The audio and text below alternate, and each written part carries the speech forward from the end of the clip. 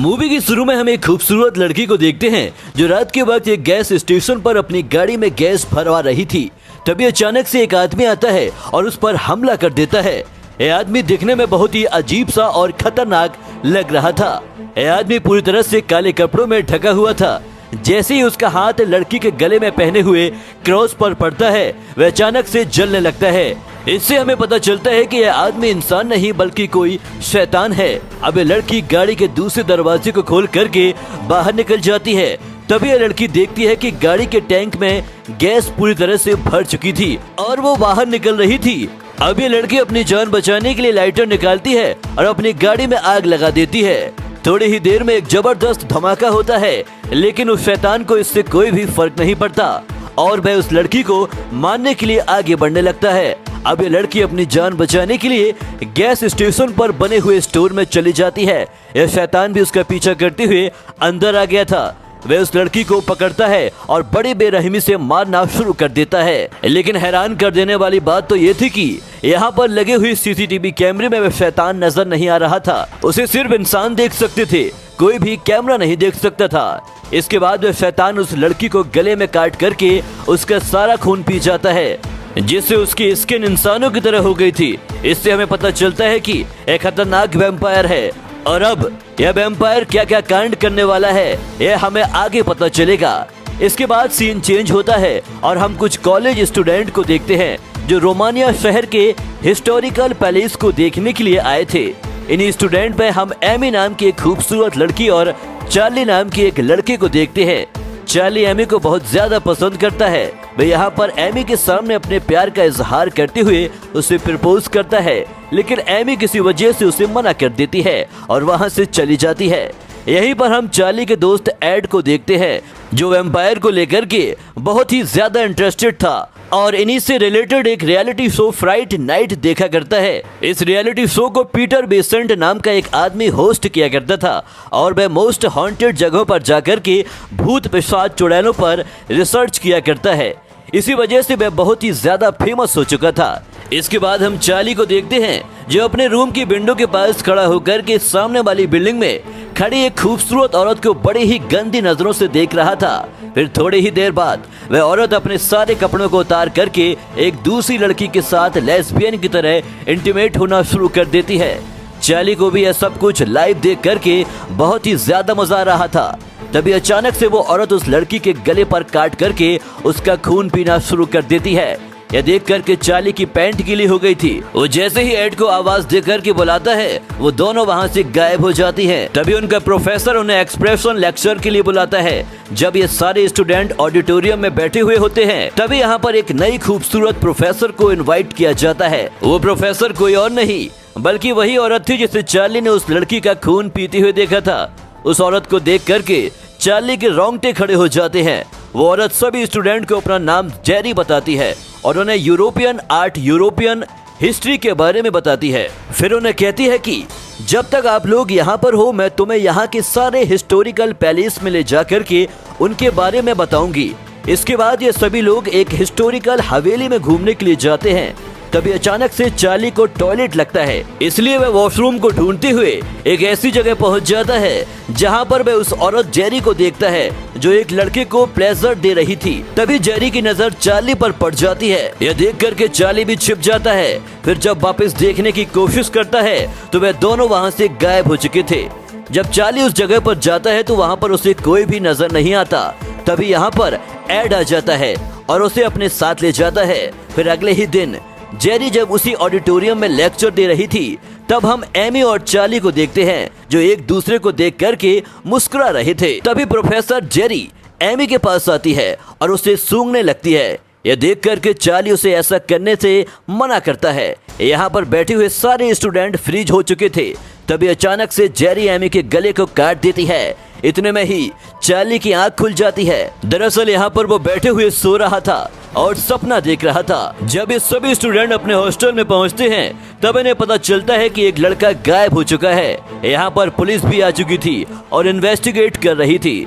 दरअसल ये वही लड़का था जिसे चार्ली ने प्रोफेसर जेरी के साथ देखा था। अब पुलिस वाले जब जा रहे होते हैं, तभी चार्ली सामने वाली बिल्डिंग में प्रोफेसर जेरी को देखता है जो विंडो के पास खड़ी होकर के पुलिस वालों को नजर रख रही थी। जब सारे पुलिस वाले यहाँ से चले जाते हैं तब जेरी उस लड़के की डेड बॉडी को लेकर के बिल्डिंग से नीचे कूद जाती है और उस लाश को एक गाड़ी में डाल करके वहाँ से निकल जाती है। चार्ली ये सब कुछ देख करके बहुत ज्यादा हैरान हो गया था। जेरी के जाने के बाद चार्ली बाहर से ही उस बिल्डिंग में चढ़ जाता है। जब घर के अंदर जाकर के देखता है तो चारों तरफ सिर्फ अंधेरा ही अंधेरा था। फिर वह अपने मोबाइल की फ्लैशलाइट को ऑन करता है और आगे बढ़ने लगता है। तभी वह जेरी की तस्वीर को देखता है जिसमें वह रानी के भेष में बैठी हुई थी। इतने में ही उसे बाहर से किसी के आने की आवाज सुनाई देती है। जब वह घबरा करके छुपने की कोशिश करता है तभी उसे एक सीक्रेट दरवाजा दिखाई देता है। वह अब बगैर सोचे समझे उसके अंदर चला जाता है और वहाँ पर बहुत सारी घड़ियों को देखता है। जब थोड़ा और आगे जाता है तो उसे एक टब दिखाई देता है जो पूरी तरह से खून से भरा हुआ था। तभी उसे घर के अंदर किसी के आने की आवाज सुनाई देती है। तब वह वहाँ पर रखे हुए एक बड़े से कैफिन में जाकर के छिप जाता है। तभी हम एक बूढ़ी औरत को देखते हैं जो काले कपड़ों में ढकी हुई थी। वो एक लड़की को अपने साथ लेकर के घर के अंदर आती है और उसे खून से भरे हुए टब के अंदर बैठा देती है। दरअसल इस बूढ़ी औरत ने उस लड़की को अपनी शक्तियों से अपने वश में कर लिया था।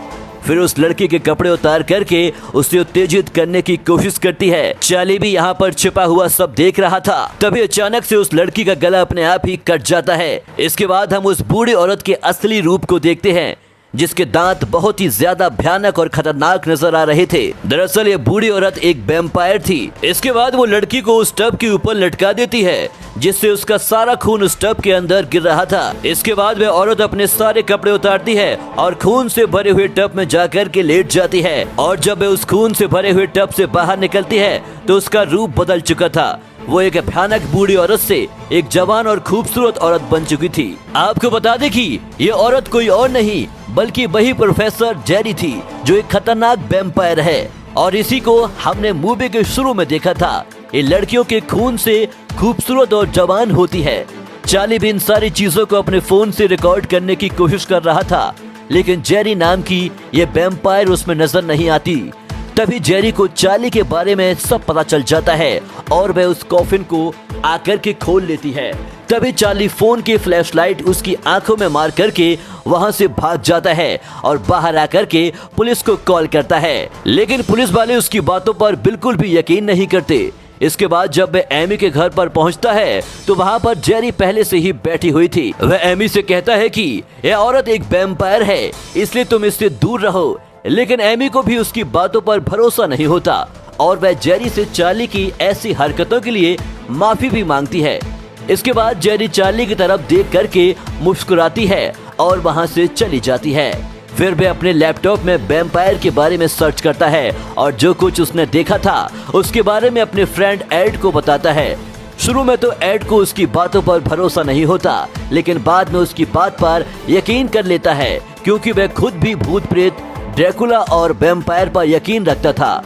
फिर वह चार्ली को ड्रैकुला की कहानी सुनाते हुए कहता है कि कई साल पहले यूरोप में एक रानी हुआ करती थी जिसका नाम एलिजाबेथ था। वह घोड़े की बग्गी में बैठ करके अपने सिपाहियों के साथ कहीं जा रही थी। तभी अचानक से उन पर किसी ने हमला कर दिया था और उसके सारे सिपाहियों को मौत के घाट उतार दिया था। जब एलिजाबेथ बग्गी से बाहर निकल करके देखती है तो चारों तरफ सिपाहियों की लाशें पड़ी हुई थी। तभी एक भयानक दानव आकर के उसको काट लेता है जिससे एलिजाबेथ भी एक वैम्पायर बन जाती है। इसके बाद वह अपनी सभी दासियों को काट करके खून पीना शुरू कर देती है और जब भी अमावस की रात आती वह लड़कियों का शिकार करती और उनका खून पीती थी ताकि वे हमेशा जवान रहे और कभी भी ना मर सके। और ऐसे ही कई साल गुजरते चले गए और एलिजाबेथ वर्जिन लड़कियों का खून पी करके जवान होती रही। और मुझे लगता है कि वही रानी एलिजाबेथ और प्रोफेसर जेरी है। इसके बाद ये दोनों वैम्पायर एक्सपर्ट पीटर बेसेंट से जाकर के मिलते हैं। जब ये दोनों सारी बात पीटर को जाकर के बताते हैं तो वह इनकी बातों को सुनकर के हंसता है और कहता है कि भाई मैं एक टीवी एंकर हूँ, कोई भूत भगाने वाला बाबा नहीं। और फिर वो इनको जाने के लिए कहता है। साथ ही यह भी कहता है कि वैम्पायर नाम की कोई चीज नहीं होती। लेकिन यहाँ हमें पता चलता है कि पीटर वैम्पायर को मारने का तरीका जानता था। वह बगैर पैसों के कुछ भी नहीं करता था। यहाँ पर एड उसे पैसे ऑफर करते हुए उस वैम्पायर को मारने के लिए कहता है, तब पीटर भी उसे मना नहीं करता और इसके बाद पीटर इन दोनों को साथ लेकर के उस वैम्पायर को मारने के लिए निकल पड़ता है। रास्ते में एमी भी इनके साथ हो गई थी। अब ये सभी लोग स्टेशन जाकर के जैसे ही एक ट्रेन में चढ़ते हैं, तभी ये जेरी को देखते हैं जो पहले से ही उस ट्रेन में बैठी हुई थी। उसकी भयानक और डरावनी आंखों को देख करके पीटर ट्रेन से नीचे उतर जाता है। इसके बाद जेरी इन तीनों के पास जाती है और अपना असली रूप दिखाती है। तभी चार्ली एमी के गले से क्रॉस का लॉकेट निकाल करके उसकी आंखों में घुसा देता है और एमी को उससे दूर लेकर के चला जाता है। एमी ने भी इमरजेंसी बटन दबा करके ट्रेन को रोक दिया था, लेकिन जेरी एड को पकड़ करके उसका खून पीने लगती है। चार्ली चाहकर भी उसे नहीं बचा पाता। अब ये दोनों यहाँ से भागते हैं और एक अंडरग्राउंड सुरंग में जाकर के छिप जाते हैं। जेरी भी इनका पीछा करते हुए उस सुरंग में घुस गई थी। अब जैसे ही ये दोनों दूसरे रास्ते से बाहर निकलने की कोशिश करने लगते हैं, तभी जेरी वहां पर आकर के एमी को पकड़ने की कोशिश करती है, पर चार्ली किसी तरह से उसे बाहर निकाल लेता है। जेरी भी उनका पीछा करते हुए उनके पास पहुंच गई थी, लेकिन तभी अचानक से वह जलने लगती है और उसकी बॉडी से धुआं निकलने लगता है। दरअसल चार्ली और एमी उस सुरंग से निकल करके एक चर्च में आ गए थे और उसमें लगे हुए क्रॉस की वजह से जेरी जलना शुरू हो गई थी। इसलिए वह भाग करके वापस सुरंग में चली जाती है और एमी का खून चाटने लगती है। उधर चार्ली और एमी टैक्सी पकड़ करके एयरपोर्ट की तरफ जा रहे थे, तभी अचानक से जेरी सामने आ जाती है और टैक्सी उससे टकरा करके पलट जाती है। फिर जेरी एमी को लेकर के वहां से निकल जाती है। इसके बाद चार्ली वापस से पीटर के पास जाता है और उससे मदद मांगता है, लेकिन पीटर उसकी मदद करने से मना कर देता है और उसे एक हथियार और होली वाटर दे करके भेज देता है। उधर जेरी एमी को एक पुरानी हवेली में लेकर के आ गई थी। वो उसे गाउन पहना करके खून से भरे हुए एक पुल में ले जाती है और काट लेती है। चार्ली जैसे ही हवेली में आता है, यहाँ पर उसे एमी की आवाज सुनाई देती है। जब वो उस आवाज को फॉलो करते हुए आगे बढ़ता है, तभी किसी को बैठा हुआ देखता है जो पूरी तरह से चद्दर से ढका हुआ था। जब चार्ली करीब जाकर के देखता है तो वो उसका दोस्त एड था, जो अब एक खतरनाक वैम्पायर बन चुका था। जब एड उस पर हमला करने लगता है, तब चार्ली अपने साथ लाया हुआ होली वाटर उस पर डाल देता है, जिससे उसकी वहीं पर मौत हो जाती है। तभी यहाँ पर जेरी आ जाती है और चार्ली को उठा करके उस खून से भरे हुए पुल में फेंक देती है, जहाँ पर एमी पहले से ही मौजूद थी और वो भी एक वैम्पायर बन चुकी थी। वो फौरन चार्ली के गले पर काट लेती है, जिससे अब चार्ली भी एक खतरनाक वैम्पायर बन जाता है। जब जेरी दोबारा से उस पर हमला करने की कोशिश करती है, तब चार्ली अपने साथ लाया हुआ हथियार अपने ही पैंट में घुसा लेता है। इससे अब एमी को भी तकलीफ होने लगती है। तभी अचानक से चार्ली का जख्म ठीक हो जाता है। अब जेरी एमी को वह हथियार देकर के चार्ली को मारने के लिए कहती है। अब जैसे ही एमी चार्ली को मारने वाली होती है, तभी पीटर आ जाता है और जेरी की पीठ में एक हथियार घुसा देता है, लेकिन जेरी को इससे कोई भी फर्क नहीं पड़ता। वो उस हथियार को निकाल करके खतरनाक वैम्पायर में बदल जाता है, लेकिन जेरी को इससे कोई भी फर्क नहीं पड़ता। वो उस हथियार को निकाल करके खतरनाक वैम्पायर में बदल जाते हैं। जब वे पीटर को मारने लगती है, तभी सुबह हो चुकी थी। अचानक से खिड़कियों के कांच टूटने लगते हैं और सूरज की रोशनी अंदर आने लगती है। यह देख करके चार्ली एमी को लेकर के उस खून से भरे हुए पुल में डूब जाता है, ताकि सूरज की रोशनी उन पर ना पड़ सके। लेकिन सूरज की रोशनी जैसे ही जेरी पर पड़ती है, वह जल करके मर जाती है। इसके बाद चार्ली और एमी उस हवेली से बाहर आते हैं और पीटर को थैंक्स कहते हैं। इसी सीन के साथ ये शानदार मूवी फ्राइडे नाइट खत्म हो जाती है। दोस्तों, हम आपके लिए ऐसे ही इंटरेस्टिंग मूवीज एक्सप्लेन करते रहेंगे, तो आप चैनल को सब्सक्राइब जरूर करें, लाइक और कमेंट करना ना भूलें। Thank you so much.